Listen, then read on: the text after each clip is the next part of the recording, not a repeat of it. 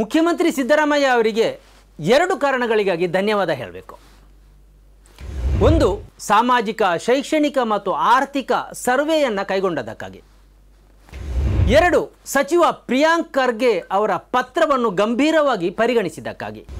ಈ ಸಮೀಕ್ಷೆಯಲ್ಲಿ ನಾವು ಭಾಗವಹಿಸಲ್ಲ ಎಂದು ಇನ್ಫೋಸಿಸ್ ನಾರಾಯಣಮೂರ್ತಿ ಮತ್ತು ಅವರ ಪತ್ನಿ ಸುಧಾಮೂರ್ತಿ ಹೇಳಿದ್ದಾರೆ. ಸೋಷಿಯಲ್ ಮೀಡಿಯಾದಲ್ಲಿ ಈ ಬಗ್ಗೆ ಸಾಕಷ್ಟು ಚರ್ಚೆಗಳಾಗಿವೆ. ಸುಧಾಮೂರ್ತಿ ಅವರನ್ನು ಮೋದಿ ಸರ್ಕಾರ ರಾಜ್ಯಸಭಾ ಸದಸ್ಯರನ್ನಾಗಿ ಆಯ್ಕೆ ಮಾಡಿದ್ದು ಈ ಕಾರಣಕ್ಕಾಗಿ ಅವರು ಸಿದ್ದರಾಮಯ್ಯ ಸರ್ಕಾರದ ಈ ಸಮೀಕ್ಷೆಯಲ್ಲಿ ಭಾಗಿಯಾಗ್ತಾ ಇಲ್ಲ ಎಂಬ ಆರೋಪವೂ ಕೇಳಿಬಂದಿದೆ.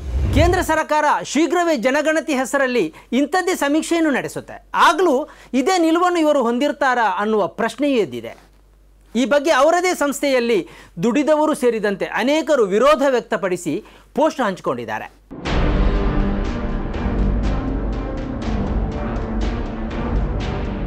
ಈ ಮೂರ್ತಿಗಳಿಗಿಂತ ಮೊದಲು ಬಿಜೆಪಿಯ ಒಂದಕ್ಕಿಂತ ಹೆಚ್ಚು ನಾಯಕರು ಈ ಸಮೀಕ್ಷೆಯ ಬಗ್ಗೆ ವಿರೋಧ ವ್ಯಕ್ತಪಡಿಸಿದರು. ನಾವು ಇದರಲ್ಲಿ ಭಾಗವಹಿಸಲ್ಲ ಎಂದು ಹೇಳಿದರು. ಅವರಲ್ಲಿ ಪ್ರಹ್ಲಾದ್ ಜೋಶಿ, ತೇಜಸ್ವಿ ಸೂರ್ಯ, ಸಿ.ಟಿ. ರವಿ, ವಿಜೇಂದ್ರ ಮುಂತಾದವರಿದ್ದಾರೆ. ಇವರಿಗೆ ಈ ಸಮೀಕ್ಷೆ ಅಗತ್ಯ ಇಲ್ಲದೆ ಇರಬಹುದು. 10 ತಲೆಮಾರಿಗೆ ಸಾಕಾಗುವಷ್ಟು ಸಂಪತ್ತನ್ನು ಇವರು ಕೂಡಿ ಹಾಕಿರಬಹುದು. ಆದರೆ ಇವರ ಮಾತನ್ನು ಕೇಳಿ ಸಮೀಕ್ಷೆಯನ್ನು ಬಹಿಷ್ಕರಿಸುವ ಸಾಮಾನ್ಯ ಕಾರ್ಯಕರ್ತರ ಪರಿಸ್ಥಿತಿ ಏನು? ನಾವು ಕೇಂದ್ರ ಸರ್ಕಾರದ ಜನಗಣತಿಗೆ ಮಾಹಿತಿ ಕೊಡ್ತೇವೆ, ನಿಮಗೆ ಕೊಡಲ್ಲ ಎಂದು ಹೇಳಿದ ಅನೇಕರ ಬಗ್ಗೆ ಸಮೀಕ್ಷೆಗೆ ತೆರಳಿದ ಶಿಕ್ಷಕರು ಮಾಹಿತಿ ಹಂಚಿಕೊಂಡಿದ್ದಾರೆ. ಅನೇಕ ಮನೆಗಳು ಬಾಗಿಲನ್ನೇ ತೆರೆಯದೆ ಸಮೀಕ್ಷಕರಿಗೆ ಅಸಹಕಾರ ತೋರಿದ್ದಾರೆ. ಈ ಬಗ್ಗೆ ಹಲವು ಶಿಕ್ಷಕರು ತಮ್ಮ ಅನುಭವವನ್ನು ಸೋಷಿಯಲ್ ಮೀಡಿಯಾದಲ್ಲಿ ಹಂಚಿಕೊಂಡಿದ್ದಾರೆ. ಹೊರಗೆ ಆಗ್ಲಿ ಒಂದು ಇಂಟರ್ವ್ಯೂ ಕೊಟ್ರೆ ಸಾಕು, ಏನು ಬಿಡಿ.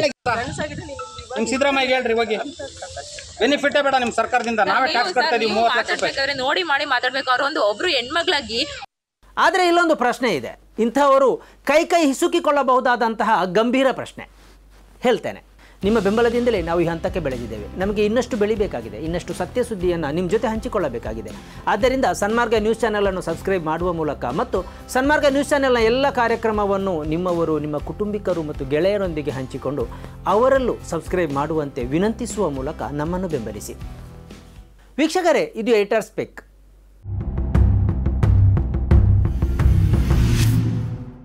ಸರ್ಕಾರ ಈ ಸಮೀಕ್ಷೆ ನಡೆಸೋದೇ ಯಾವ ಧರ್ಮದ, ಯಾವ ಜಾತಿಯ, ಯಾವ ಪಂಗಡದ ಜನರ ಪರಿಸ್ಥಿತಿ ಹೇಗಿದೆ, ಅವರ ಆದಾಯ ಹೇಗಿದೆ, ಅವರು ಹಿಂದುಳಿದಿದ್ದಾರಾ, ಅವರಿಗೆ ಸರ್ಕಾರದಿಂದ ನೆರವಿನ ಅಗತ್ಯ ಇದೆಯಾ ಇತ್ಯಾದಿಗಳನ್ನು ಪರಿಶೀಲಿಸೋದಕ್ಕೆ. ಒಂದು ವೇಳೆ ಹವ್ಯಕ ಬ್ರಾಹ್ಮಣ ಸಮುದಾಯದ ಕೆಲವರು ಈ ಸಮೀಕ್ಷೆಯಲ್ಲಿ ಭಾಗಿಯಾಗಿಲ್ಲ ಎಂದೇ ಇಟ್ಕೊಳ್ಳೋಣ. ಆದರೆ ಇದರಲ್ಲಿ ಭಾಗಿಯಾದ ಹವ್ಯಕ ಬ್ರಾಹ್ಮಣ ಸಮುದಾಯದವರು ನೀಡಿದ ಮಾಹಿತಿಯನ್ನು ಆಧರಿಸಿ ಸರ್ಕಾರ ಈ ಸಮುದಾಯವನ್ನು ಹಿಂದುಳಿದ ಸಮುದಾಯ ಎಂದು ಪರಿಗಣಿಸುತ್ತದೆ ಎಂದೇ ಇಟ್ಕೊಳ್ಳೋಣ. ಅವರಿಗೆ ಸರ್ಕಾರದ ವತಿಯಿಂದ ಉಚಿತ ಗ್ಯಾಸ್ ಸಿಲಿಂಡರನ್ನು ಅಥವಾ ಮಕ್ಕಳಿಗೆ ಸ್ಕಾಲರ್ಶಿಪ್ ಅನ್ನು ನೀಡಲು ಸರ್ಕಾರ ತೀರ್ಮಾನಿಸುತ್ತದೆ ಎಂದಿಟ್ಕೊಳ್ಳೋಣ. ಆಗ ಈ ಸಮೀಕ್ಷೆಯಲ್ಲಿ ಭಾಗವಹಿಸದವರ ಪರಿಸ್ಥಿತಿ ಏನು? ರಾಜಕೀಯ ಕಾರಣಕ್ಕಾಗಿ ಸಮೀಕ್ಷೆಯಲ್ಲಿ ಭಾಗವಹಿಸದವರು ಈ ಸೌಲಭ್ಯದಿಂದಲೂ ವಂಚಿತರಾಗ್ತಾರೆ. ರಾಜಕಾರಣಿಗಳಿಗೆ ಈ ಸೌಲಭ್ಯಗಳ ಅಗತ್ಯ ಇಲ್ಲದೆ ಇರಬಹುದು. ಅವರು ಮಕ್ಕಳಿಗೆ, ಮೊಮ್ಮಕ್ಕಳಿಗೆ ಬೇಕಾದಷ್ಟು ಮಾಡಿಟ್ಟಿರಬಹುದು. ಆದರೆ ಅವರ ಮಾತನ್ನು ನಂಬಿ ನಾವು ಬಹಿಷ್ಕರಿಸುತ್ತೇವೆ ಎಂದು ಹೊರಡುವ ಬಡ, ದುರ್ಬಲ ಸಮುದಾಯದ ಬೆಂಬಲಿಗರು ಅಂತಿಮವಾಗಿ ಅದರ ಕೆಟ್ಟ ಪರಿಣಾಮವನ್ನು ಎದುರಿಸಬೇಕಾಗತ್ತೆ.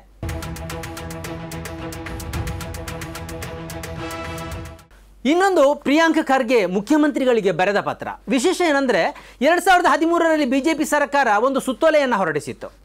ಆ ಸುತ್ತೋಲೆಯಲ್ಲಿ ಶಾಲೆಗಳ ಆವರಣಗಳು ಯಾವುದೇ ಖಾಸಗಿ ಸಂಸ್ಥೆಗಳ ಕಾರ್ಯಕ್ರಮಗಳಿಂದ ಮುಕ್ತವಾಗಿರಬೇಕು ಎಂದು ಆದೇಶಿಸಲಾಗಿತ್ತು.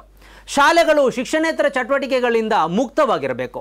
ಶಾಲೆಗಳ ಆವರಣವು ಶೈಕ್ಷಣಿಕ ಚಟುವಟಿಕೆಗಳಿಗೆ ಮಾತ್ರ ಮೀಸಲಿರಬೇಕು ಎಂದು ಸುತ್ತೋಲೆಯಲ್ಲಿ ಹೇಳಲಾಗಿತ್ತು.